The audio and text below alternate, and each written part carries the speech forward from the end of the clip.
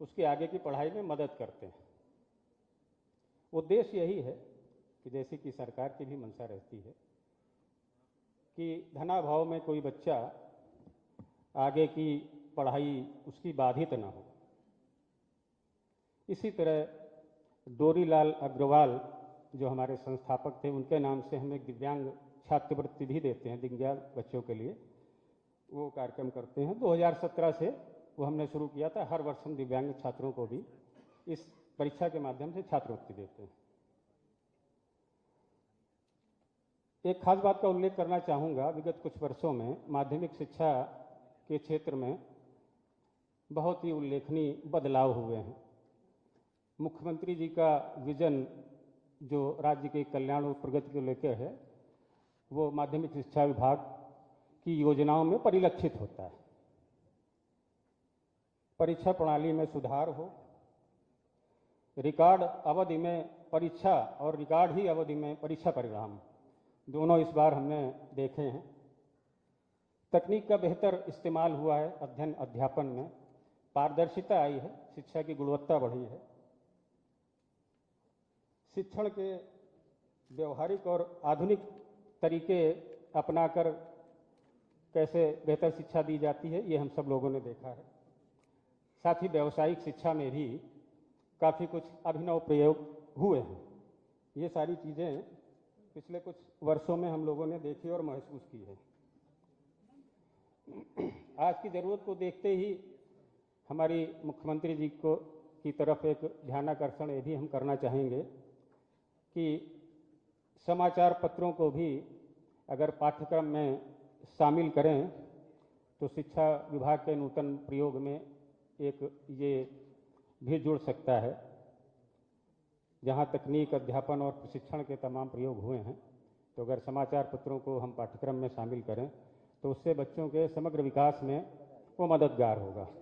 उनका शैक्षिक उन्नयन हो सकेगा, भाषा वो बेहतर कर सकेंगे, सीख सकेंगे, भाषा कौशल उनमें दिखेगा, समसामयिक सामयिक विषयों की उन्हें जानकारी हो सकेगी, नॉलेज पावर उनका बढ़ेगा और जाहिर सी बात है सोचने की क्षमता का भी विकास होगा। अखबार पढ़ने के ढेर सारे फायदे होते हैं, वो शायद आप बेहतर समझते होंगे। इन्हीं शब्दों के साथ मैं विराम देता हूं और आप सभी का पुनः स्वागत करता हूं, अभिनंदन करता हूं। धन्यवाद।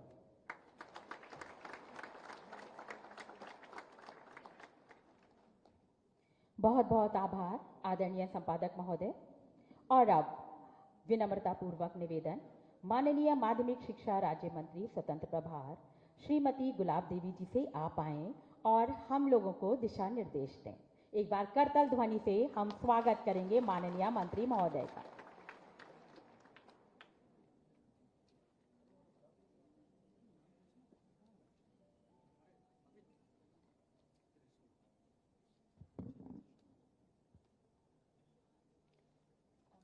देश के सबसे प्रतिभाशाली, साहसी, लोकप्रिय और परम पूजनीय माननीय मुख्यमंत्री जी श्री विजय प्रकाश त्रिपाठी जी, जो संपादक हैं अमर उजाला, माननीय स्वतंत्र देव सिंह जी जल मंत्री, जल शक्ति मंत्री, श्री कपिल देव जी माननीय मंत्री व्यावसायिक शिक्षा, श्री दयाशंकर जी परिवहन राज्य मंत्री स्वतंत्र प्रभार, श्री संदीप सिंह जी बेसिक शिक्षा मंत्री और शिक्षा विभाग के मेरे सभी पदाधिकारीगण, सम्मानित पत्रकार बंधुओं और अभिभावकगण, प्यारे बच्चों, आज मैं धन्यवाद दूंगी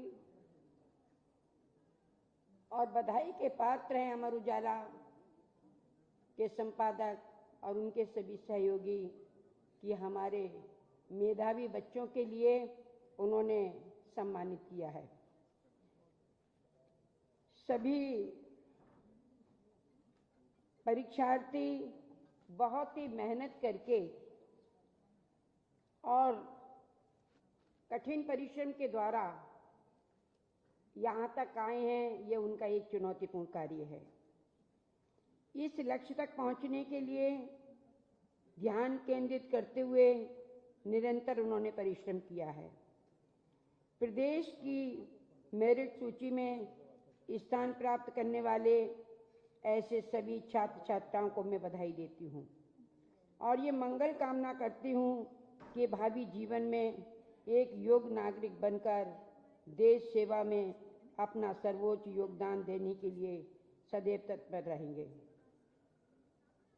आज जो सराहनीय कार्य किया है अमर उजाला, इससे बच्चों के अंदर एक आत्मनिर्भरता बढ़ेगी, आत्मबल बढ़ेगा, आत्मविश्वास बढ़ेगा। क्योंकि उन्होंने, अमर उजाला ने, जो लोकतंत्र का एक मुख्य अंग है, स्वतंत्रता, समानता, धर्मनिरपेक्षता और प्रेस, समाचार पत्र, ये लोकतंत्र के मुख्य आधार हैं। जब हमारा समाचार पत्र हमारे बच्चों के लिए आगे बढ़ाने का प्रयास करेगा तो बच्चों के अंदर एक कर्तव्य की भावना बनेगी, बच्चों के अंदर अनुशासन आएगा, बच्चों के अंदर चरित्र का निर्माण होगा और बच्चों के अंदर देश के प्रति भक्ति की भावना बढ़ेगी।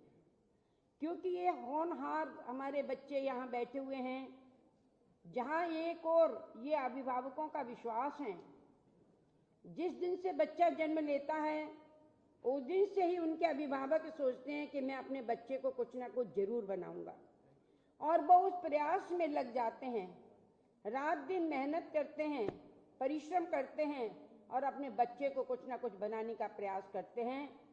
क्योंकि जब बच्चा हमारा कुछ बन जाएगा, उसके चरित्र का निर्माण हो जाएगा, कर्तव्य निष्ठा उसके अंदर आएगी, एक दृढ़ संकल्प शक्ति उसके अंदर आएगी, तो हमारा देश भी मजबूत होगा।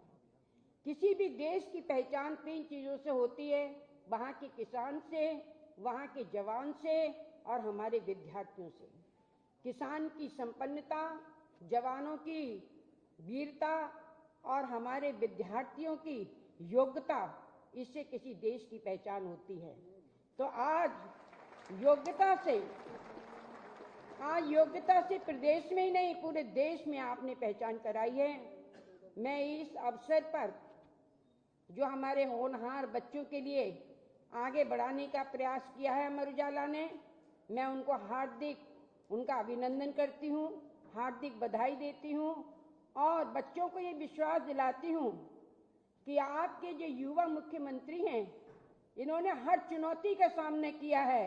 इनसे प्रेरणा लीजिए और प्रेरणा लेकर आगे बढ़ने का प्रयास कीजिए। जब आपके अंदर दृढ़ संकल्प शक्ति होगी, कोई भी चुनौती आपका सामना नहीं कर सकेगी। हर चुनौती को आप पराजित करेंगे और आगे बढ़ेंगे, आगे बढ़कर देश की सेवा करेंगे। आज आपसे ही हमारा देश मजबूत बनेगा, गौरवान्वित होगा। इन्हीं शब्दों के साथ बच्चों के लिए ढेर सारी शुभकामनाएं, आशीर्वाद और यहाँ हमारे जो अमर उजाला के हमारे अधिकारी हैं, संपादक हैं, उन सभी का आभार व्यक्त करती हुई अपनी बात के लिए विराम देती हूँ। बहुत बहुत धन्यवाद। बहुत बहुत आभार माननीय मंत्री महोदया। मेरा निवेदन, संपादक अमर उजाला, आप कृपया मंत्रीगणों को लेकर अग्रिम पंक्ति में स्थान ग्रहण करें। यहाँ पर क्लास यानी कि कक्षा प्रारंभ होने जा रही है। बच्चों को क्यूरियोसिटी होती है और बच्चे चाहते हैं कि हमारे सूबे के मुखिया से कुछ सवाल पूछे जाएं। तो यहाँ पर बस कुछ ही पलों में प्रारंभ होने जा रही है माननीय मुख्यमंत्री महोदय की क्लास। मेरा निवेदन श्री अमित मुदगल जी से, वरिष्ठ पत्रकार अमर उजाला, कि वो इस काम में हमारी मदद करेंगे। और अब हम बढ़ चलते हैं बच्चों की ओर, क्योंकि हमारे मुखिया बिल्कुल तैयार हैं बच्चों के सवालों का जवाब देने के लिए। कृष्णा तिवारी, राजकीय बालिका इंटर कॉलेज लखनऊ, सवाल पूछेंगी। कृष्णा तिवारी, राजकीय बालिका इंटर कॉलेज। कॉर्डलेस माइक इन तक पहुंचाया जाए।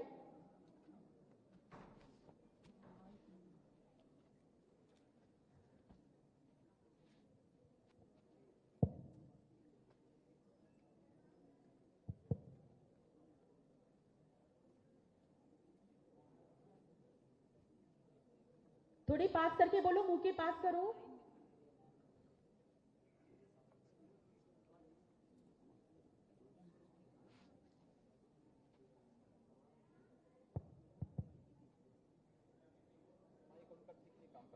साउंड प्लीज, माइक को ठीक करें। साउंड वाले प्लीज माइक को ठीक करें।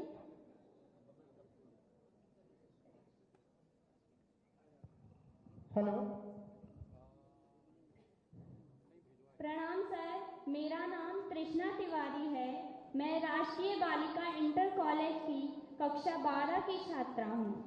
सर, मैं आपसे पूछना चाहती हूँ कि कई बार हम परीक्षाओं को लेकर तनाव में आ जाते हैं, तब हमारे शिक्षकगण और हमारे अभिभावक हमें समझाते हैं। इस संदर्भ में मैं आपसे पूछना चाहूँगी कि आप अपने तनाव से कैसे उभरते हैं। Thank you.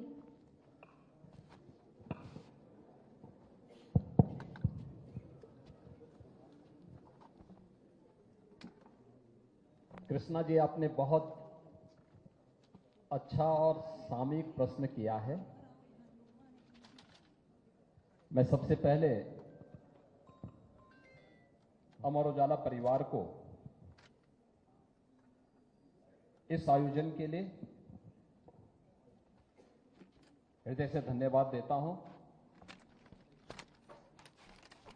और प्रदेश भर के इन सभी मेधावी छात्र छात्राओं को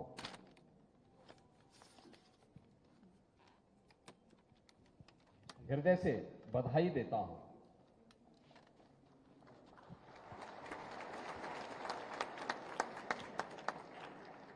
मैंने बोला पहले छात्र है फिर छात्राएं, लेकिन छात्राएं यहां ज्यादा हैं, छात्र कम हैं।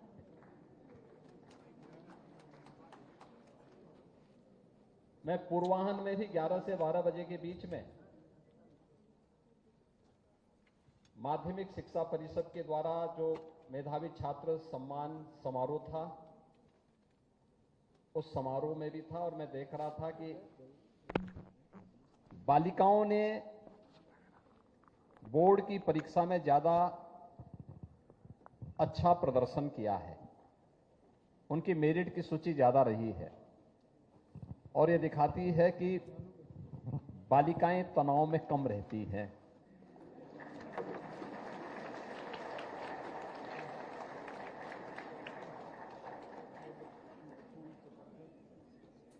वे मेहनत ज्यादा करती हैं।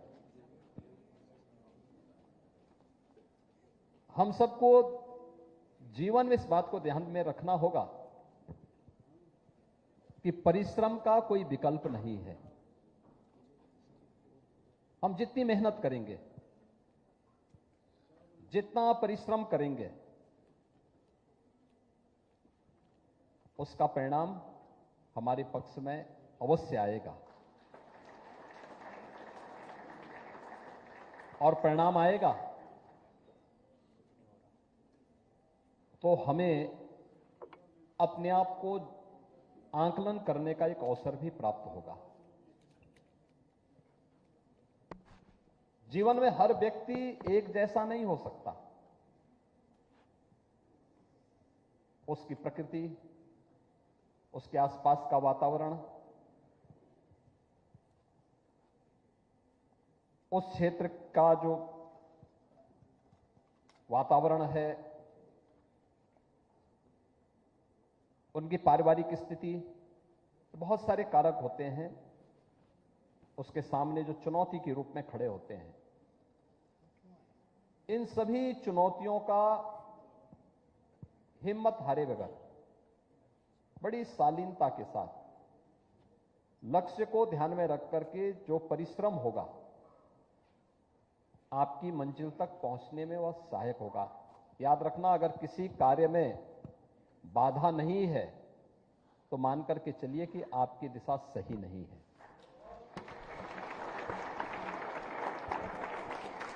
अगर मार्ग में बाधाएं हैं तो ये मान करके चलिए कि आप सही दिशा में आगे बढ़ रहे हैं। जितने शुभचिंतक हैं उतने दुश्मन भी होने चाहिए।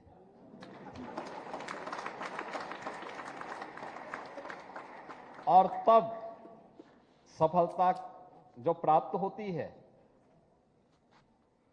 उसका मजा भी व्यक्ति को आता है। और मैं आप लोगों से कहूंगा कि आप लोग मेहनत से पढ़ाई करिए। यहां पर अमर उजाला जैसा प्रतिष्ठित हिंदी दैनिक है, और मैं उनसे भी कहूंगा, यहां पे हमारे एग्जीक्यूटिव जो एडिटर हैं श्री विजय त्रिपाठी जी और उनकी पूरी टीम है अमर उजाला की, मैं उनसे भी कहूंगा, सभी लोगों से कहूंगा कि मैं बोर्ड की परीक्षाओं के समय तो देखता हूं, उससे पहले अलग अलग समाचार पत्रों के द्वारा बोर्ड की परीक्षाओं की तैयारी से संबंधित समाचार प्रकाशित होते हैं और उनकी तैयारियों के बारे में क्वेश्चन पेपर आदि आदि चीजें दी जाती हैं। लेकिन अगर वर्ष भर के कार्यक्रम को लेकर के बच्चों के लिए, प्रतियोगी परीक्षाओं के लिए, नीट की तैयारी के लिए, IIT JEE के लिए या किसी भी अन्य प्रतियोगी परीक्षाओं के साथ साथ बोर्ड की परीक्षाओं या फिर उस संबंधित कॉलेज से जुड़ी हुई या उस क्लास से संबंधित परीक्षाओं से संबंधित कुछ क्वेश्चन भी या कुछ मुद्दे भी अगर वे समय समय पर एक कॉलम युवाओं के लिए निकालें, अलग अलग स्तर के, आवश्यक नहीं कि बोर्ड के लिए ही हो, बेसिक भी हो सकता है, माध्यमिक हो सकता है, उच्च हो सकता है, टेक्निकल हो सकता है, मेडिकल हो सकता है, आयुर्वेद का हो सकता है, फार्मेसी, नर्सिंग, अलग अलग अलग फील्ड के लिए होगा। यूथ के लिए एक पेज अलग से दिखना चाहिए, उसके एजुकेशन को लेकर के, उसके एम्प्लॉयमेंट को लेकर के। तो जो आप लोगों की इच्छा है कि स्कूल में समाचार पत्र उनके पाठ्यक्रम का पाठ बने, ये स्वतः ही पाठ्यक्रम का पाठ बन जाएगा। और मुझे लगता है कि हम लोगों का तो प्रयास है कि हर स्कूल में, हर कॉलेजेस में समाचार पत्र जरूर रहे, उनकी लाइब्रेरी का पार्ट बने, वहां बच्चे जाएं, देखें, अपने परंपरागत पाठ्यक्रम के साथ साथ हम समाचार पत्रों को देखें, अच्छी रेफरेंस बुक्स को भी देखने का प्रयास करें, खाली समय में इन चीजों का भी उपयोग करें, टेक्नो सेवी बने, लेकिन साथ साथ अपने फील्ड में उतने ही ट्रेंड भी बने। तकनीक हमें ना चलाए, हम तकनीक का इस्तेमाल अपने अनुरूप करें। ये हमें अवश्य इस दिशा में कार्य करना होगा। और मैं चाहूंगा कि हर छात्र छात्रा एक बार प्रधानमंत्री मोदी जी की एग्जाम वॉरियर्स जरूर पढ़े। आप देखना, किसी भी प्रतियोगी परीक्षा के पहले और किसी भी छात्र के लिए या किसी भी जीवन के क्षेत्र में आगे बढ़ने के लिए किसी भी युवा के लिए वह पुस्तक एक बेहतरीन गाइड का काम कर सकती है। कृष्णा जी, आपने यहां पर जो प्रश्न किया है, मुझे लगता है आपकी मेहनत और इन सब बालिकाओं की प्रतिभा को देख करके मैं कह सकता हूं, अवश्य वो आपका मार्गदर्शन करेगा।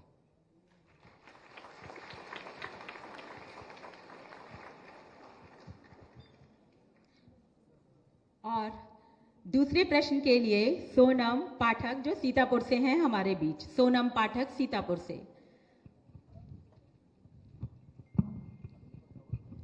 नमस्ते सर, मेरा नाम सोनम पाठक है। मैं बाबूराम सावित्री देवी इंटर कॉलेज जिला सीतापुर की छात्रा हूँ।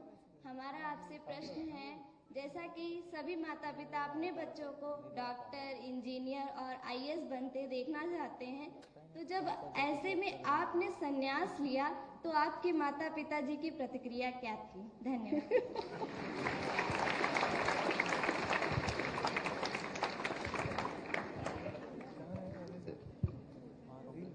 देखिए, ये एक चुनौती थी मेरे लिए भी और मेरे माता पिता के लिए भी। मैंने अपनी मां से तो नहीं बताया था,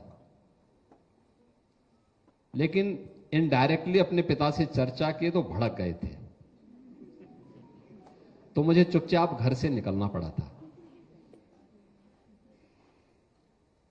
और ये विडंबना है।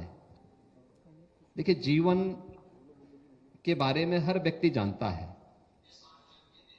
हम जिसको मृत्यु कहते हैं वो वास्तव में मृत्यु हमें दिखाई देता, लेकिन वो नया जीवन भी है। हम जिसको असफलता कहते हैं, ये मान के चलिए कि किसी बड़ी सफलता का वो मार्ग प्रशस्त करने जा रहा है।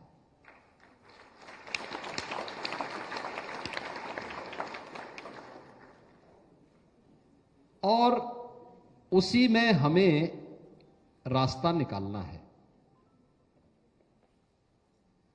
हर व्यक्ति चाहता तो है, हर अभिभावक की इच्छा होती है, होनी भी चाहिए कि मेरा बच्चा योग्य बने, आईएएस बने, आईपीएस बने, डॉक्टर बने, इंजीनियर बने।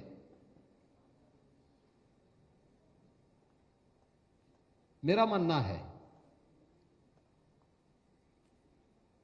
कि इन सब से बढ़कर के किसी भी अभिभावक की धारणा होनी चाहिए कि उसका पुत्र एक अच्छा इंसान बन जाए।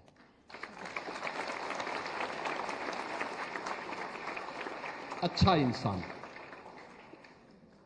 अपने बारे में,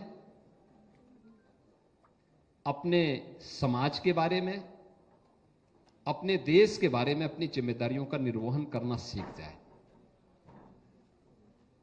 और मुझे लगता है जिस दिन वह बखूबी अपने कर्तव्यों के बारे में जान जाएगा, उस दिन उसके लिए कोई पद और कोई प्रतिष्ठा कोई मायने नहीं रखेगी। वह सबसे ऊपर होगा, सबसे ऊंचा होगा। और मुझे लगता है कि अभिभावकों को भी और हर युवा को इस दिशा में प्रयास करना होगा। अगर हमें भारत को 2047 में प्रधानमंत्री मोदी जी के विजन के अनुरूप एक विकसित भारत बनाना है,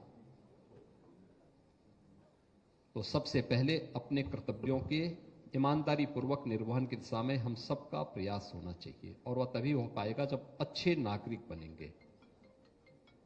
अच्छा नागरिक होता क्या है कि हम अपनी स्वयं की संपत्ति को तो अपनी संपत्ति मानते हैं, लेकिन जो ये राष्ट्रीय संपत्ति है,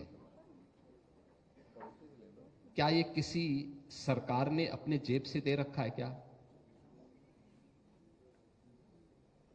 कुछ भी हो सकता है। वो सड़क हो सकती है, कोई पुल हो सकता है, कोई स्कूल हो सकता है, कोई हॉस्पिटल हो सकता है, कोई सामुदायिक केंद्र हो सकता है। सरकार ने उसका निर्माण किया है या किसी चैरिटी संस्था ने किया है या किसी अन्य व्यक्ति ने, किसी निवेशक ने पैसा लगाया है। लेकिन डायरेक्ट और इनडायरेक्ट, प्रत्यक्ष और अप्रत्यक्ष रूप से उसके पीछे डेवलपमेंट भी है, उसके पीछे लोक कल्याण भी है। जब हम उस संपत्ति को नुकसान पहुंचाते हैं तो एक प्रकार से हम अपनी क्षति कर रहे हैं। लेकिन हमें जानकारी नहीं, क्योंकि हम ये मान के चलते हैं कि जो मेरी स्वयं की प्रॉपर्टी है वही मेरी प्रॉपर्टी है, जबकि वह सार्वजनिक जो संपत्ति है उसके निर्माण में भी आपका पैसा लगा है। टैक्स के रूप में जो पैसा कलेक्ट होता है वही पैसा वहां उस निर्माण में खर्च होता है। लेकिन हम अपनी संपत्ति का नुकसान पहुंचा देते हैं और उसका परिणाम क्या होता है कि विकास रुकता है। उसका परिणाम क्या होता है कि अन्य लोग उस सुविधा से वंचित हो जाते हैं।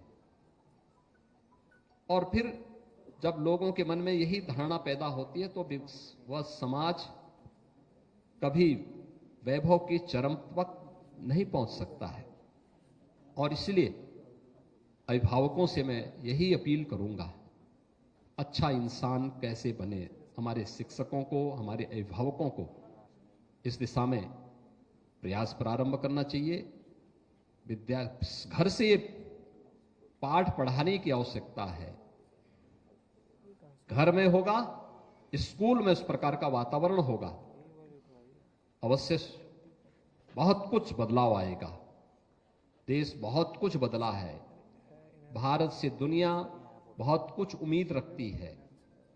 भारत ने दुनिया को विपरीत परिस्थितियों में नेतृत्व दिया है और भारत आज उस दिशा में तेजी के साथ आगे बढ़ रहा है। उसके लिए हमें भी अपने आप को तैयार करना होगा। लेकिन सच्चाई ये है कि कोई भी अभिभावक नहीं चाहता कि उसका पुत्र सन्यासी बन जाए, क्योंकि फिर बहुत सारे अभिभावक तो ऐसे होंगे जो कहेंगे कि वे सन्यासी बन गया तो फिर हमारे पढ़ाने में जो पैसा खर्च हुआ उसका क्या होगा, तो वो उसमें भी रिटर्न चाहते हैं। लेकिन मुझे लगता है कि समाज के लिए, देश के लिए समर्पित टीम की आवश्यकता है। वह टीम जो बिना भेदभाव के, बिना लाभ हानि की चिंता के बगैर, बिना किसी रुके डिगे झुके लक्ष्य की प्राप्ति करने के लिए आगे बढ़ सके। और मुझे लगता है युवा शक्ति, हमारी युवा शक्ति, देश की युवा शक्ति इस लक्ष्य को प्राप्त कर सकती है। उसने किया है और आगे भी करेगी। माननीय मुख्यमंत्री महोदय, ईशान पचौरी जी जो आगरा से हमारे बीच आए हैं, अपने प्रश्न के साथ बिल्कुल तैयार हैं। ईशान पचौरी। नमस्कार, जय श्री राम। और इसके लिए सबसे ज्यादा ध्यान रखने वाली जरूरी बात क्या है? ईशान जी, आप आगरा से आए हैं और आगरा ब्रजभूमि का एक महत्वपूर्ण केंद्र है। 5000 साल पहले से ही वहां राजनीति हो रही है और भगवान कृष्ण से बढ़कर के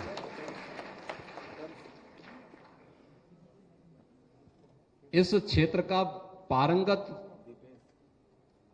अवतारी पुरुष दूसरा कौन हुआ है? देखिए, पॉलिटिक्स ये फुल टाइम जॉब नहीं है।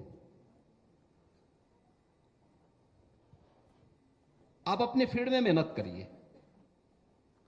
और मेरा मानना है कि राजनीति में अलग अलग फील्ड से जुड़े हुए विशेषज्ञों को आना चाहिए, अलग अलग क्षेत्र से जुड़े हुए लोगों को। अच्छा शिक्षाविद भी आए, अच्छा समाज सेवी भी आए, अच्छा चिकित्सक भी आए, अच्छा अधिवक्ता भी आए, अच्छे पत्रकारों को भी आना चाहिए, समाज जीवन अच्छा किसान आए। समाज जीवन के जुड़े हुए अलग अलग फील्ड से जुड़े हुए लोग जब वहां पर आएंगे, एक स्वस्थ चर्चा परिचर्चा को आगे बढ़ाने में मदद मिलेगी। और इसलिए, केवल इसलिए कि हम राजनीति में आ जाए और जाति के नाम पर, क्षेत्र के नाम पर, भाषा के नाम पर, परिवार के नाम पर सामाजिक ताने बाने को छिन्न भिन्न करके हम विभाजन की खाई को पाटे, तो मुझे लगता है इससे बड़ा पाप दूसरा नहीं हो सकता। ये पाप हम समाज के लिए तो कर ही रहे हैं, देश के साथ इससे बड़ी गद्दारी हो ही नहीं सकती है।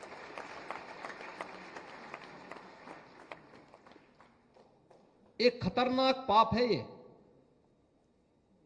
जो जातीय विस्मरण करके हम लोग सामाजिक खाई को पाटने का काम कर रहे हैं, उसको चौड़ा करने का काम कर रहे हैं, ये जानते हुए कि भारत की सबसे बड़ी कमजोरी यही थी। क्या नहीं था भारत के पास? बल था, वैभव थी, विद्या थी, दुनिया में इसकी तूती बोलती थी। लेकिन ये जातीय वैमनस्यता ने इतनी गहरी खाई को चौड़ा किया कि चंद विदेशी आक्रांता आए, उन्होंने भारत पर कब्जा कर लिया, सैकड़ों वर्षों तक गुलाम बनाए रखा, भारत के सामाजिक ताने बाने को और छिन्न भिन्न किया। और जो काम उस समय, उस कालखंड में इस जातिवाद ने किया था और विदेशी आक्रांताओं ने किया था, यही कार्य आज के दिन पर ये जातिवादी नेता कर रहे हैं। हमें इनसे सावधान रहना होगा। ये दिखने के लिए हितैषी बनेंगे, लेकिन किसी के हितैषी नहीं, अपने परिवार के बाहर ये सोच भी नहीं सकते हैं, इनको सोचना भी नहीं है। इसलिए मैं तो आप जैसे युवाओं से कहूंगा कि अपने कैरियर को किसी एक फील्ड के लिए पहले चुनिए। अच्छा शिक्षक बनिए, अच्छे अधिवक्ता बनिए, अच्छे डॉक्टर बनिए, अच्छे इंजीनियर बनिए, अच्छे प्रशासनिक अधिकारी बनिए, और आपकी उस अच्छाई की चमक स्वतः राजनीति में आपको लेकर के आ जाएगी। राजनीति आपकी डिमांड करेगी, आपको उसके पीछे नहीं जाना होगा। राजनीति आपके पीछे जाएगी, पद आपके पीछे जाएगा, प्रतिष्ठा आपके पीछे भागेगी। और हमारा ये लक्ष्य होना चाहिए, हम इतनी मेहनत करें, ऐसा कार्य करें कि पद हमारे पीछे पीछे आए, हम पद के पीछे न भागें। और अब शांभवी द्विवेदी जी लखनऊ से हैं। अगला सवाल।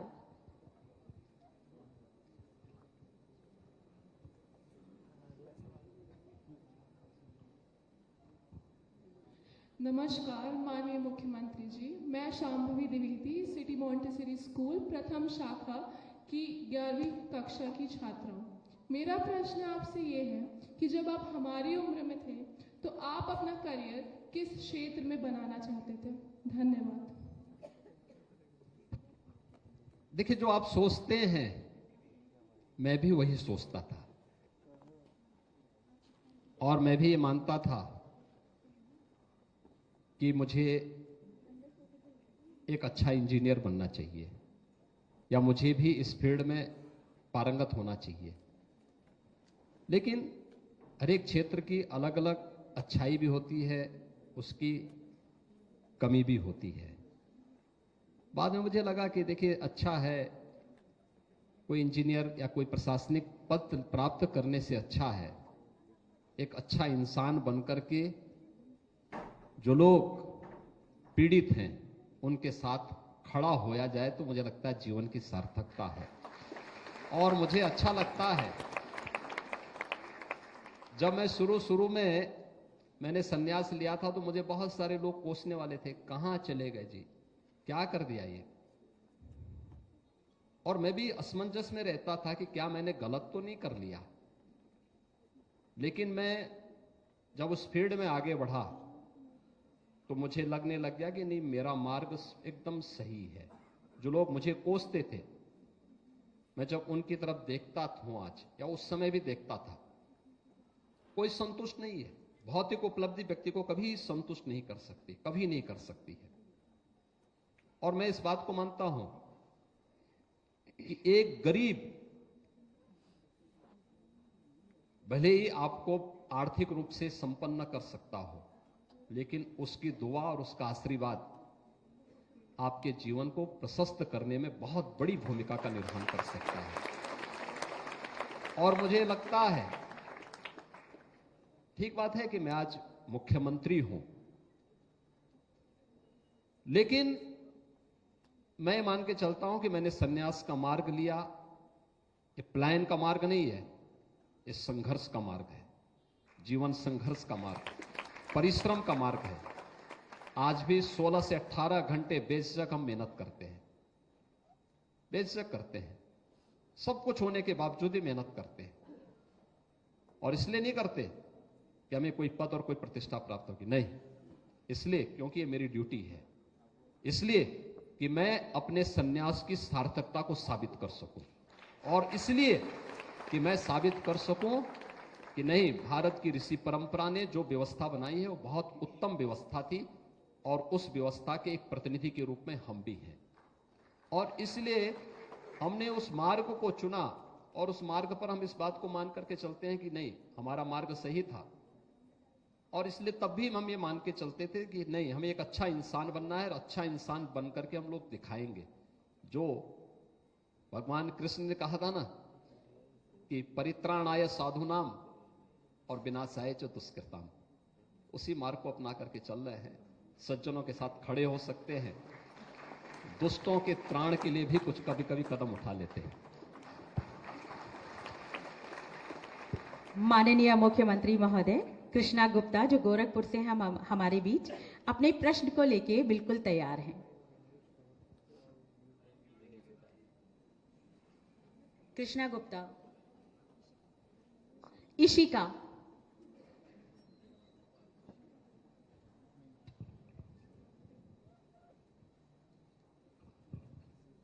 नमस्ते सर, मेरा नाम इशिका है। मैं सरस्वती ज्ञान मंदिर इंटर कॉलेज बघौरा जिला जालौन की एक छात्रा हूँ। सर, मेरा प्रश्न है कि भारत एक विकासशील देश है, परंतु इसे पूर्णतया विकसित होने के लिए यहाँ के नागरिकों को आर्थिक रूप से संपन्न होना चाहिए, या उनमें एकता होनी चाहिए, या फिर वो मानवीय रूप से पूर्णतः विकसित होना चाहिए? Thank you sir. इस्ता जी, आप जालौन से आई हैं। जालौन जिला हमारा, वहां पे हाथ से प्रिंटिंग का काम होता है और इसे हमने 1 डिस्ट्रिक्ट 1 प्रोडक्ट में भी रखा है। जालौन जिले के साथ साथ प्रदेश के सभी जनपदों को लेकर के हम लोगों ने एक अभिनव कार्य प्रारंभ किया था 2018 में। इसका नाम हमने दिया है 1 डिस्ट्रिक्ट 1 प्रोडक्ट, एक जनपद एक उत्पाद। ये परंपरागत उत्पाद को आगे बढ़ाने का एक कार्यक्रम है। परंपरागत उत्पाद को बढ़ाने का मतलब हमारे स्थानीय हस्तशिल्पी, स्थानीय कारीगर, स्थानीय श्रमिकों को कार्य मिल सके और उनकी इनकम बढ़ाई जा सके। प्रधानमंत्री जी के आत्मनिर्भर भारत की परिकल्पना को साकार करने का एक ये अभिनव प्रयास है। अभिनव प्रयास, इसने रोजगार के सृजन किए, अनेक लोगों को नौकरियां दी, रोजगार के साथ जोड़ा, एक्सपोर्ट के हब के रूप में यूपी आगे बढ़ा। उनके उत्पाद, उनका जो प्रोडक्ट है आज उसकी पहुंच बनी है देश के अंदर, विदेशों में, राज्य के अंदर भी लोग उसके बारे में जान रहे हैं। आत्मनिर्भर व्यक्ति होगा तो परिवार भी होगा, परिवार होगा तो वहां की सोसाइटी भी होगी, वहां का राज्य भी होगा, देश भी होगा। स्वाभाविक रूप से सब एक दूसरे से जुड़ी हुई है। विकासशील को विकसित करना, यह व्यक्ति हो या समाज, देश हो, उसको विकास से विकसित की उस प्रक्रिया में शामिल करने के लिए ही एक सामूहिक प्रयास की आवश्यकता है। इसमें एकता भी महत्वपूर्ण है कि कोई हमें फूट डाल करके, क्योंकि अगर आप फूट डाल करके आपस में ही लड़ेंगे, कोई जाति के नाम पर, कोई क्षेत्र के नाम पर, कोई भाषा के नाम पर, तो हमारी आधी ऊर्जा तो लड़ने भिड़ने में ही समाप्त। इसलिए एकता भी आवश्यक है। दूसरा, टीम वर्क भी उतना ही महत्वपूर्ण है। व्यक्ति से महत्वपूर्ण एक टीम काम कर रही है, रिजल्ट टीम के माध्यम से आएगा।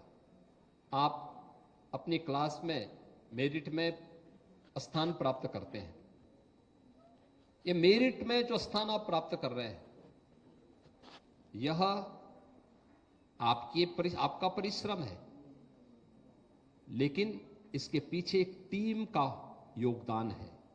आपके माता पिता का, आपके भाई बहन का, आपके स्कूल के प्रधानाचार्य और आपके शिक्षकों का, उस विद्यालय से जुड़े हुए कर्मचारियों का, जो प्रत्यक्ष और प्रत्यक्ष रूप से आपके इस पूरे कार्यक्रम के साथ जुड़े हुए, इस अभियान के साथ जुड़े, वो टीम इस अभियान के साथ जब जुड़ती है तब आपको सफलता प्राप्त होती है। अब उस टीम का उपयोग अपने लिए, अपनी सफलता के लिए हम कैसे लेते हैं, यह व्यक्ति पर निर्भर करता है। तो देश को विकासशील से विकसित देश बनाने के लिए एकता भी आवश्यक है, और इस एकता के साथ साथ हमें व्यक्ति की, प्रति व्यक्ति आय को भी बढ़ाना पड़ेगा, उसकी इनकम को भी बढ़ाना पड़ेगा। इसके लिए हमें अधिक से अधिक रोजगार के सृजन की दिशा में कार्य कर रहे हैं, सरकारें काम कर रही हैं।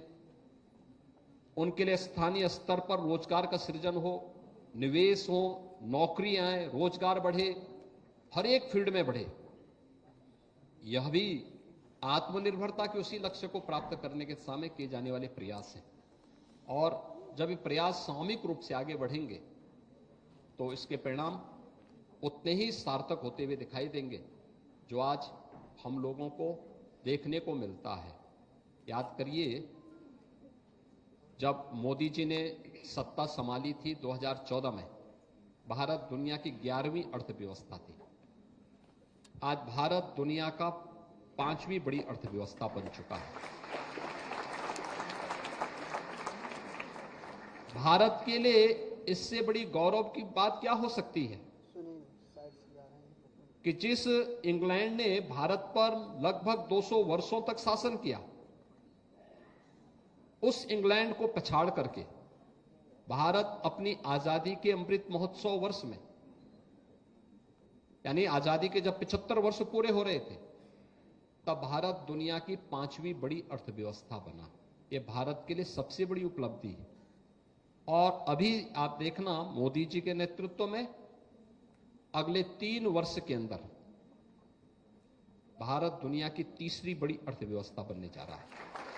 यानी भारत से बड़ी 2027 में केवल 2 अन्य देश होंगे जो अर्थव्यवस्था में भारत से मजबूत होंगे, और वह होगा एक अमेरिका, दूसरा चीन और फिर भारत। और 2047 आते आते हम सब भारतीयों को इतनी मेहनत करनी है कि भारत दुनिया की सबसे बड़ी अर्थव्यवस्था बने। इसके लिए हमारा देश संपन्न हो, सुखी हो, समृद्ध हो। जब हम सभी एक साथ प्रयास करेंगे तो देश की समृद्धि के साथ परिवार की भी समृद्धि जुड़ जाएगी और व्यक्ति की भी समृद्धि जुड़ जाएगी। और ये मुझे लगता है कि दोनों एक साथ प्रारंभ होते हैं। उत्तर प्रदेश में भी ये स्थिति है। 2017 में जब हम लोग आए थे तो उत्तर प्रदेश देश की 6ठी अर्थव्यवस्था थी।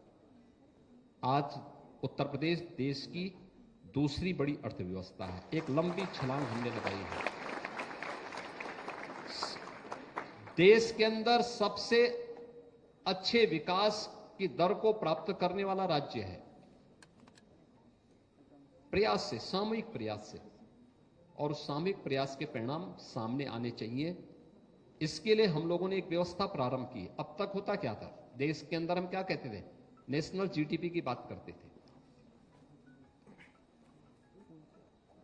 आज राज्य के अंदर भी हम लोगों ने इस बात को कहा, बहुत समय, लंबे समय तक ये चलता रहा कि हम राज्य के अंदर हमारी विकास की दर क्या है, यहां का विकास की दर को हम लोग उस रूप में आगे बढ़ाते थे। हम लोगों ने कहा नहीं, अब आप जिले को फोकस करिए। हर जिले के अंदर भी हम इस व्यवस्था को, उनके पास सोर्स ऑफ इनकम क्या है, वहां पे विकास की प्रक्रिया के साथ हम जोड़ रहे हैं, तो जिले के अंदर भी हम इन चीजों को टटोलने का काम कर रहे हैं। और इस प्रक्रिया को हमें छोटी से छोटी इकाई से लेकर के उस राज्य के अंदर प्रभावी ढंग से आगे बढ़ाने का काम करना होगा। तो व्यक्ति, समाज, इन सब का योगदान देश के अंदर होना चाहिए, लेकिन एकता का भाव हमारे मन में अवश्य होना चाहिए। क्योंकि कोई दुनिया की कोई भी ताकत जो हमारी हितैषी नहीं, जो हमारी दुश्मन है, वे हमें फूट डालने का काम करेंगे। वे हमें जाति के नाम पर बांटेंगी, क्षेत्र के नाम पर बांटेंगी, भाषा के नाम पर बांटेंगे, तमाम वादों के आधार पर बांटने का काम करेंगे। इन सब से हट करके परिश्रम की पराकाष्ठा पर पहुंच करके हम सबको आगे बढ़ना होगा।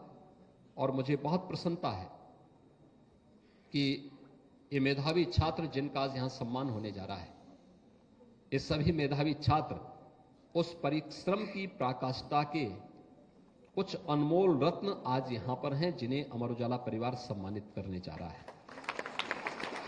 आप देखो, इनमें से पांच छात्रों को तो ई स्कूटी भी मिलने जा रहा है आज। आप देख लीजिए ना,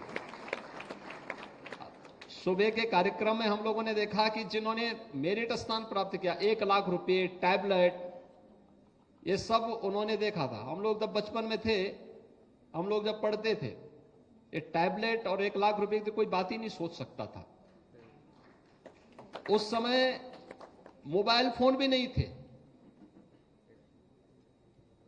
उस समय एक घड़ी की चर्चा भी नहीं हो पाती थी। और आज आप देखिए, एक छात्र मेरिट में स्थान प्राप्त कर रहा है तो टैबलेट भी मिल रहा है, उसको मेडल भी मिल रहा है, 1 लाख रुपए भी मिल रहे हैं, और हर प्रकार से उसे सम्मान भी प्राप्त होगा। ये सम्मान इसलिए है जिससे आगे और तेजी के साथ हम मेहनत कर सकें, इस सम्मान को बरकरार रखते हुए अगली मेरिट की तैयारी कर सकें, अगली मेरिट के लिए। इससे अच्छी मेहनत कैसे हमें प्राप्त करना है। और ये तभी हो पाएगा जब हम अपनी कमियों को भी पहचानें। हताशा निराशा को जीवन में नहीं आने दें, कतई ना आने दें। मैंने जो पहले भी कहा कि अगर मार्ग में बाधा नहीं है तो मान के चलिए कि आपकी दिशा सही नहीं है। और सही दिशा तभी हो सकती है जब मार्ग में बाधा हो। देखिए, एक तो हाईवे होता है, चलिए जा रही है, अब पता ही नहीं लगता है। लेकिन अगर कहीं कस्बा आता है तो पहले स्पीड ब्रेकर बनते हैं कस्बे, यानी इसका मतलब मंजिल के नजदीक आ गए हैं, आप किसी मंजिल के नजदीक आ रहे हैं। इसलिए इस दिशा में प्रयास किए जाने की आवश्यकता है। आप सबको, सभी युवा साथियों को मैं बधाई देता हूं, मंगलमय शुभकामनाएं आप सबके प्रति व्यक्त करता हूं और विश्वास करता हूं कि आप बहुत अच्छे ढंग से कार्य करेंगे, आगे बढ़ेंगे। अमर उजाला परिवार भी आपके साथ में है, मीडिया भी आपके साथ में है, सरकार भी आपके साथ में है, तो फिर चिंता किस बात की। आगे का रास्ता प्रशस्त करिए। माननीय मुख्यमंत्री जी, बहुत बहुत आभार। आपने बच्चों के दिल में उथल पुथल मचा रहे प्रश्नों का जवाब बहुत ही सरल भाषा में दिया और सारे बच्चों को बहुत ज्यादा समझ में भी आया। मेरा विनम्रता पूर्वक निवेदन हमारे सूबे के मुखिया माननीय मुख्यमंत्री महोदय से कि आप आए और बच्चों को, देश के भावी नागरिकों को, मेधावी नागरिकों को, मेधावी छात्रों को आशीर्वचन दें।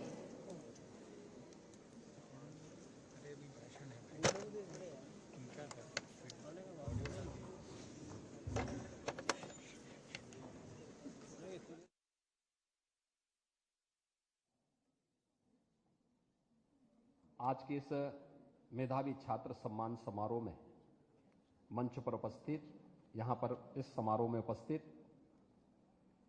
प्रदेश सरकार में मेरे मंत्रिमंडल के सहयोगी जल शक्ति मंत्री श्री स्वतंत्र देव सिंह जी, प्रदेश की माध्यमिक शिक्षा की मंत्री श्रीमती गुलाब देवी जी, व्यावसायिक शिक्षा के मंत्री श्री कपिल देव अग्रवाल जी, परिवहन मंत्री श्री दयाशंकर सिंह जी, बेसिक शिक्षा विभाग के मंत्री श्री संदीप सिंह जी, अमर उजाला के executive director editor Shri Vijay Tripathi ji, Amar Ujala परिवार से जुड़े हुए सभी यहां पर उपस्थित महानुभाव, माध्यमिक शिक्षा से जुड़े हुए हमारे सभी अधिकारीगण, अभिभावकगण और सभी यहां पर उपस्थित प्रधानाचार्य और शिक्षक और प्यारे बच्चों, आपने अभी जो प्रश्न यहां पे मुझसे पूछे थे, मैं स्वाभाविक रूप से ये प्रश्न नहीं बल्कि आपकी एक जिज्ञासा थी और ये प्रश्न इस बात की ओर हम सबका ध्यान आकर्षित करते हैं कि आगे बढ़ने कि आपके मन में जो तमन्ना है, जो एक लगन है, वह अवश्य आपका मार्ग प्रशस्त करेगी। हमें टारगेट फिक्स तो करना पड़ेगा आगे बढ़ने के लिए। आज का इस समारोह इन मेधावी छात्रों के सम्मान का समारोह है और इसलिए है कि हम आने वाले समय की चुनौतियों को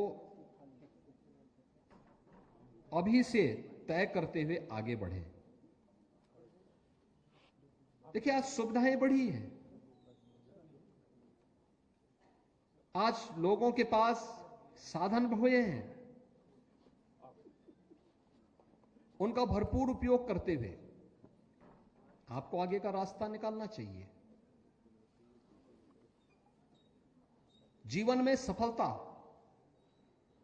का शॉर्टकट तरीका कभी व्यक्ति को अस्थायी रूप से सफलता की मंजिल तक नहीं पहुंचा सकता, कभी नहीं।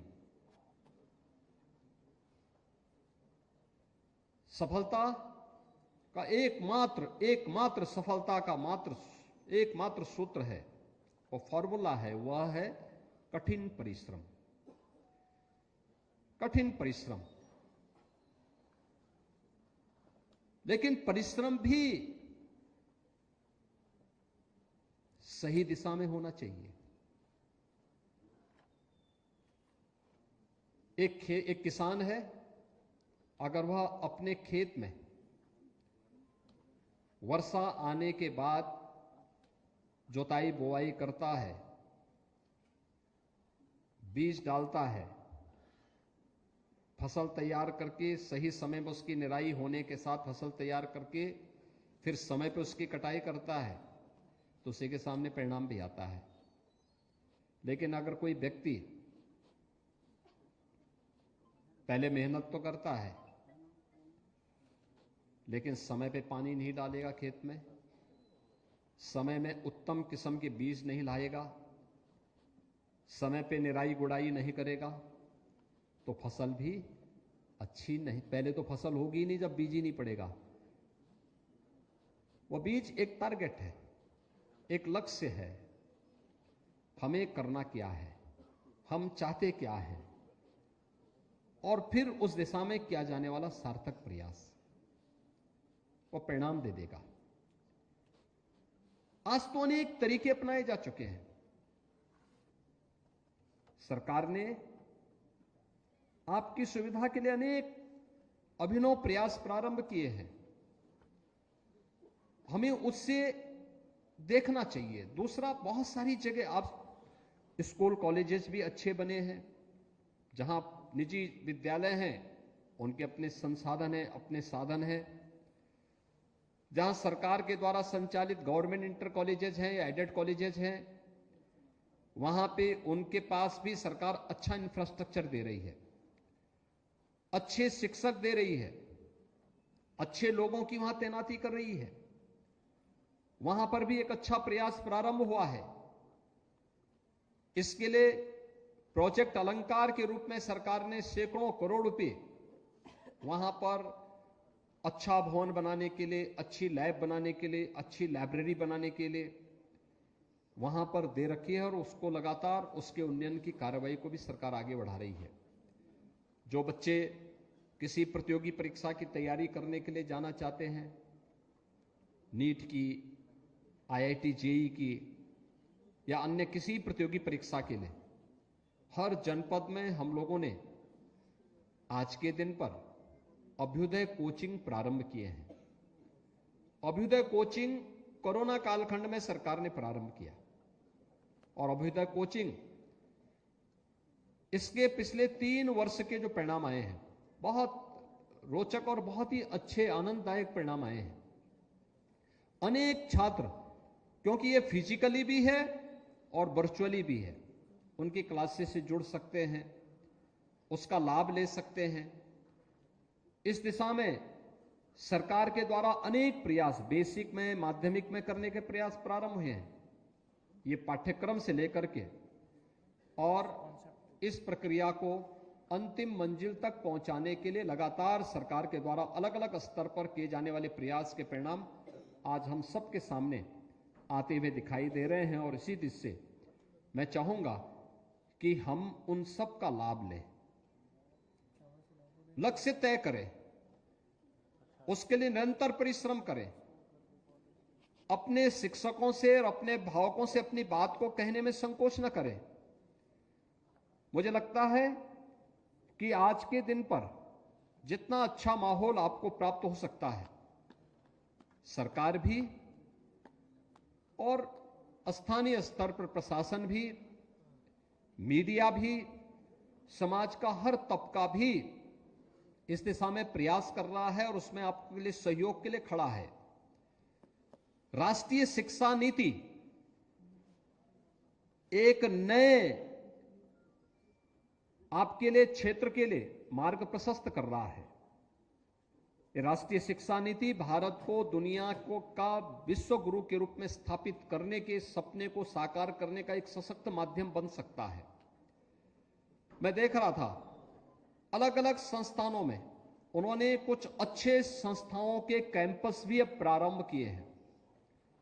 ये कैंपस केवल कैंपस नहीं है, इनोवेशन के लिए, रिसर्च के लिए, स्टडी के लिए, छात्रों के मन में एक नई अभिरुचि जागृत हो। इसको तैयार करने का एक माध्यम यह बनने जा रहा है। आज का जो सम्मान समारोह है,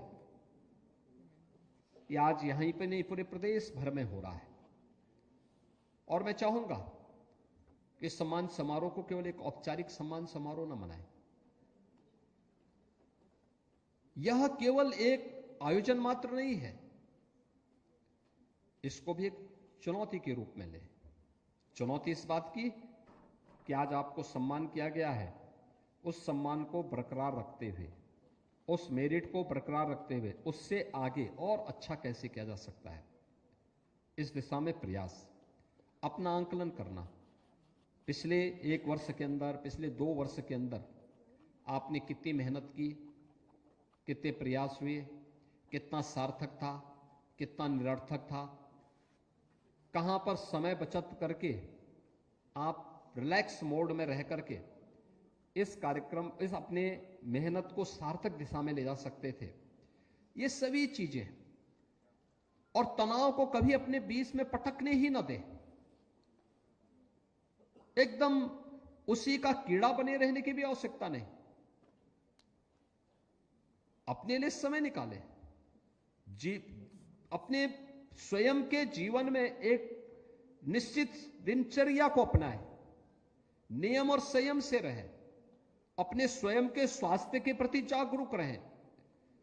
समय पे जगना, समय पे अपना ब्रेकफास्ट लेना, समय पे अपना लंच लेना, समय पे अपने स्कूल जाना, समय पे वहां से वापस आना, समय पे फिर अपने होमवर्क को संपन्न करने के साथ साथ फिर समय पे सोना।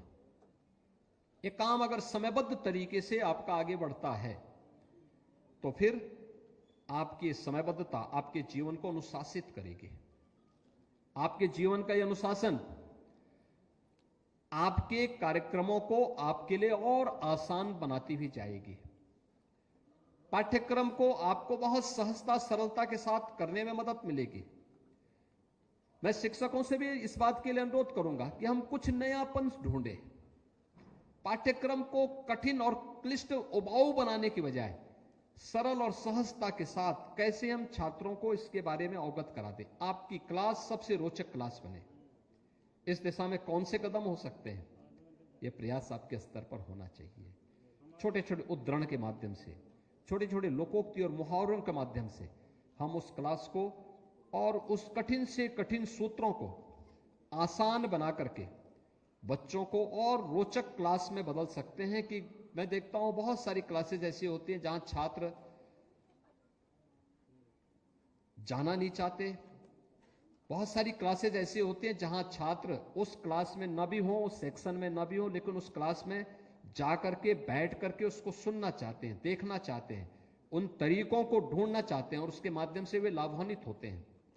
ये मुझे लगता है शिक्षकों को भी इस दिशा में प्रयास करना चाहिए। लेकिन आज का ये सम्मान आपको और मेहनत करने के लिए प्रेरित कर सकेगी और अपना आकलन करने का एक अवसर देगी। आज के इस अवसर पर मैं प्रदेश भर से आए हुए सभी प्रतिभाशाली छात्रों को, जिन्हें आज यहां सम्मानित किया जा रहा है, उन सबको हृदय से बधाई देता हूं। उनके अभिभावकों को भी, उनके गुरुजनों को भी उनका मैं अभिनंदन करता हूं और विश्वास व्यक्त करता हूं कि अमर उजाला परिवार के द्वारा जो एक कार्यक्रम प्रारंभ हुआ है 2013 से, मेधावी छात्रों के सम्मान का कार्यक्रम, अलग अलग छात्रवृत्ति अतुल माहेश्वरी जी के नाम पर, स्वर्गीय डोरीलाल अग्रवाल जी के नाम पर जो छात्रवृत्ति की उनकी परंपराएं हैं, इन छात्रवृत्ति के कार्यक्रमों के साथ साथ मेधावी छात्रों के प्रोत्साहन के साथ ही अमर उजाला भी इस बारे में जरूर देगा कि युवाओं के लिए कॉलम नहीं बल्कि एक पेज, क्योंकि युवा कल का नहीं आज का नागरिक है। उसकी आकांक्षा है, उसकी अपेक्षाएं हैं। किसी को सही देश और दुनिया की सही जानकारी लेने के लिए, किसी को सही पाठ्यक्रम के बारे में जानकारी लेने के लिए, किसी को अच्छी संस्थाओं के बारे में जानकारी लेने के लिए, किसी को अच्छे संस्थानों के साथ साथ अच्छे कौन शिक्षक हैं जो इस फील्ड के विशेषज्ञ हैं और वर्चुअली उनका लाभ आप ले सकते हैं। देश और दुनिया में कहीं भी हैं, आप डिजिटल फॉर्म में आप उनकी सहायता ले सकते हैं। कौन ऐसे लोग हैं जो आपको आपके एम्प्लॉयमेंट के लिए सही मार्गदर्शन कर सकते हैं। और मुझे लगता है अगर मीडिया इस भूमिका का निर्वहन करेगी तो मीडिया और युवा शक्ति आपस में मिलकर के बहुत कुछ परिवर्तन करने का जज्बा रखती है। आज के इस अवसर पर एक बार फिर से इस सम्मान समारोह के लिए आप सबको बधाई। अमर उजाला परिवार को हृदय से धन्यवाद। आप सबके प्रति मेरी शुभकामनाएं। धन्यवाद। जय हिंद। बहुत बहुत आभार माननीय मुख्यमंत्री महोदय। और अब हम बढ़ चलते हैं उन पलों में जब हम करेंगे मेधावी छात्रों का सम्मान। माननीय मंत्रीगणों से मेरा अनुरोध, कृपया मंच पर आकर अपना स्थान ग्रहण करें।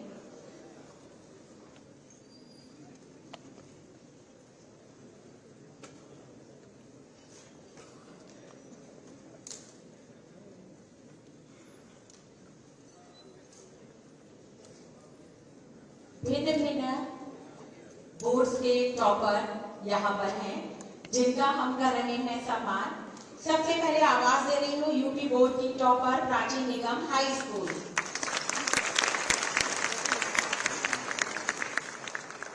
मानसी चौरसिया, श्रेयांश सेठी,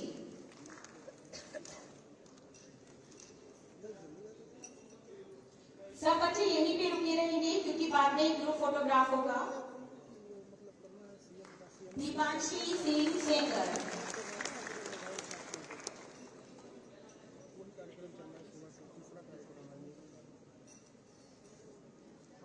मेहनत का परिणाम मेडल के रूप में सूबे के मुखिया द्वारा। इशिका,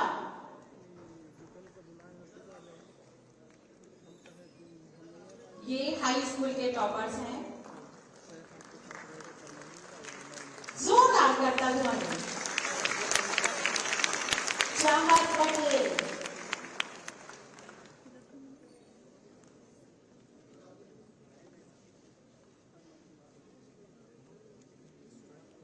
भार्गवी सिंह,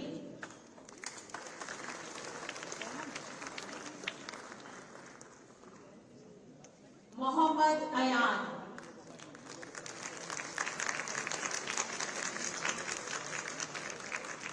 ये हैं हाई स्कूल के मेधावी छात्र।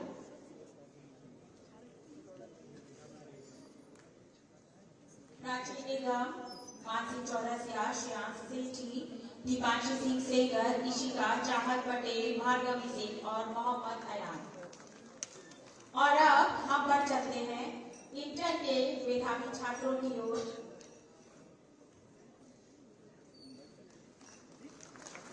शुभम वर्मा, जोरदार करते ध्वनि मेधावी छात्रों के लिए। अभिषा सिंह,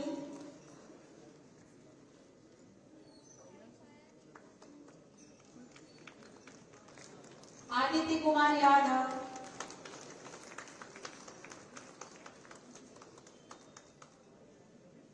काजल सिंह, राधिका, कशिश मौर्य,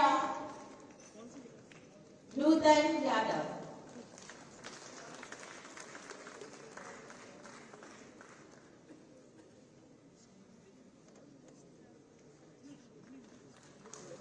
इंटरमीडिएट के मेधावी छात्र हैं शुभम वर्मा, अभिषा सिंह, आदित्य कुमार यादव, काजल सिंह, राधिका, कशिश मौर्य और नूतन यादव।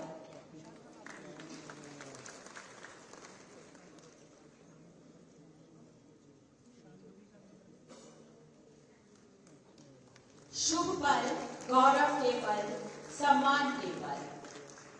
उत्साहित हैं हम, तरंगित हैं हम मेधावी छात्रों का सम्मान करके।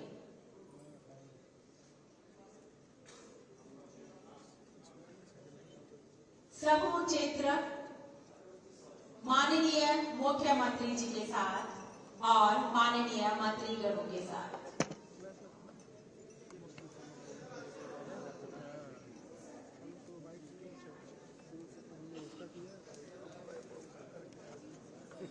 पूरी जिंदगी याद रहेंगे बच्चों को आज के लिए पल।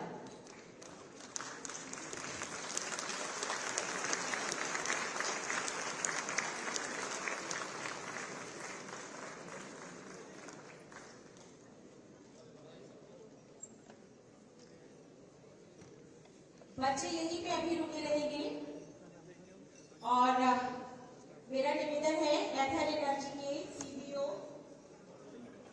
रवनीत कुकेला जी से कृपया आप आए।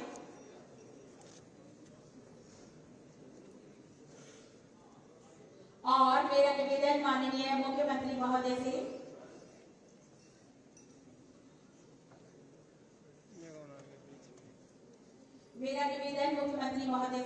दो बच्चे जो यूपी बोर्ड के टॉपर है हाई स्कूल और इंटर के, उन्हें तो स्कूटर दिया जा रहा है, ऑटो सिलेक्शन हुआ है उनका, लेकिन और 3 बच्चों के लिए लकी ड्रॉ निकाला जाएगा।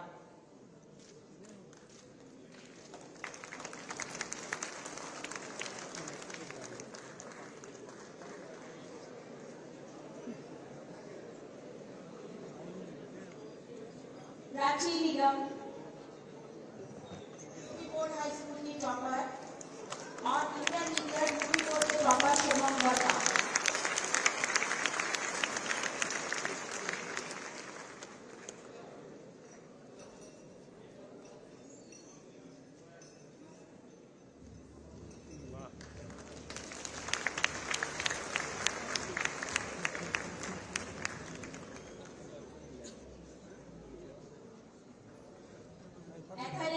भारत की अग्रणी ईवी स्कूटर कंपनी है, जिसके सौजन्य से ये स्कूटर प्रदान किए जा रहे हैं बच्चों को। और अब लकी ड्रॉ निकालते हुए माननीय मुख्यमंत्री महोदय 3 बच्चों का सिलेक्शन होगा लकी ड्रॉ के माध्यम से।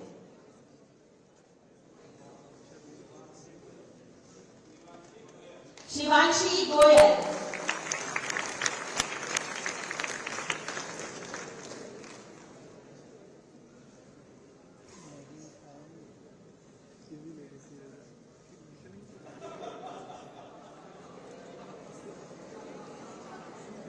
शिवांशी गोयल, सारिया खान,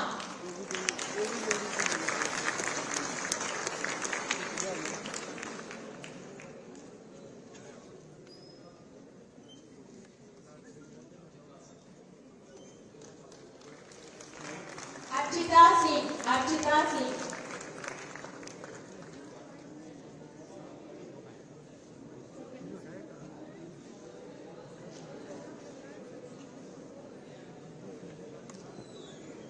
इस स्कूटर की चाबी प्रदान करते हुए माननीय मुख्यमंत्री महोदय बच्चों को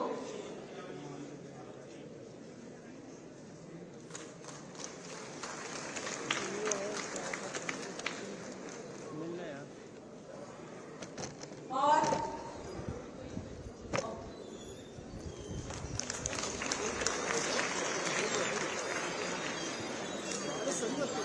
माननीय मुख्यमंत्री जी व्यस्तम समय में से कुछ पल चुरा के आए हैं। आप जा रहे हैं, लेकिन माननीय मंत्रीगणों से मेरा अनुरोध है कृपया आप यहाँ पर रुके रहें, क्योंकि हमें और बच्चों को भी पुरस्कृत करना है।